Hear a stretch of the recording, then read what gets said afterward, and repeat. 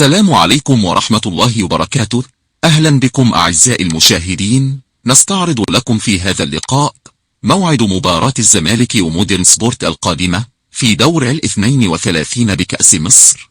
أغلق الجهاز الفني بنادي الزمالك بقيادة جوزيه بيسيريو صفحة مباريات الدور بانتهاء مباراته أمام انبي في الجولة 17، وبدأ الاستعداد لخوض مباراة مهمة أمام فريق مودرن سبورت في دور 16 بكأس مصر. وقد نجح الزمالك في كسر سلسلة التعادلات وتحقيق الفوز على انبي ب3 أهداف دون مقابل في المباراة التي جمعتهما في الجولة 17 بالدوري. بهذه النتيجة ينهي الزمالك الدور الأول ببطولة الدور في المركز الثالث برصيد 32 نقطة، بينما يحتل انبي المركز 17 برصيد 12 نقطة. ويعكف جوزيه بيسيريو على دراسة فريق مودرن سبورت بمشاهدة مبارياته السابقة وخاصة مباراته الأخيرة أمام المصري لمعرفة كل نقاط القوة والضعف في صفوفه وطريقته في الاستحواذ على الكرة والتحضير وكيفية اختراق صفوف الخصم وأهم اللاعبين الذين يعتمد عليهم في بناء خطته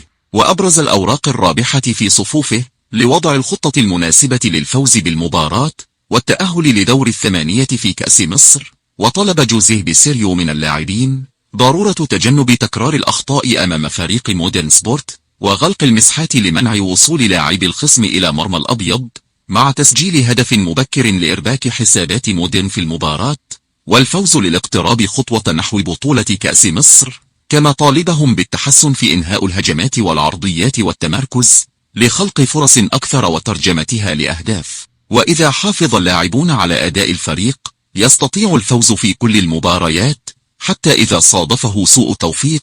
وقد تخطى الزمالك عقبة أبو قير للأسمدة في دور 32 للبطولة بالفوز عليه بهدفين دون مقابل. على الجانب الآخر تأهل مودرن سبورت إلى دور 16 لكأس مصر بعد أن تخطى عقبة فريق الشمس بالفوز عليه ب5 أهداف مقابل هدفين في دور 32. ويعمل الجهاز الفني بنادي مودرن سبورت بقيادة عبد الحق بن شيخة على علاج أخطاء لاعبيه في مباراة المصري الأخيرة، ويعكف على دراسة مباريات الزمالك الأخيرة لمعرفة نقاط القوة والضعف في الفريق ليعمل على استغلالها للفوز عليه والتأهل لدور 8 لكأس مصر. يذكر أن الأهلي يغيب عن النسخة الحالية لبطولة كأس مصر بعد اعتذاره عن عدم المشاركة في النسخة الماضية في دور 32 أمام فاركو. وقد توج بيراميدز بكأس مصر النسخة الماضية لأول مرة في تاريخه بعد فوزه على زد اف سي في المباراة النهائية. ويستعد الزمالك لمواجهة مودرن سبورت في دور 16 بكأس مصر في المباراة المقرر لها يوم الجمعة القادمة باستاد القاهرة الدولي.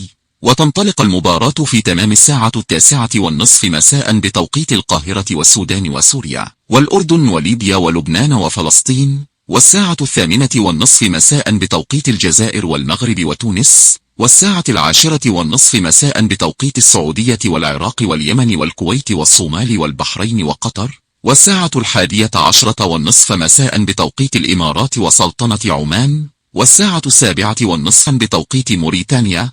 وتنقل قناة أون تايم سبورت مباراة الزمالك ومودرن سبورت في دور 16 بكأس مصر في وجود استوديو تحليلي يضم كوكبة من نجوم الكرة المصرية. تمنياتي لكم بمشاهدة ممتعة وإلى لقاء جديد. لا تنسوا الإعجاب بالفيديو والاشتراك في القناة تشجيعا لنا لنستمر بنشر المزيد إن شاء الله.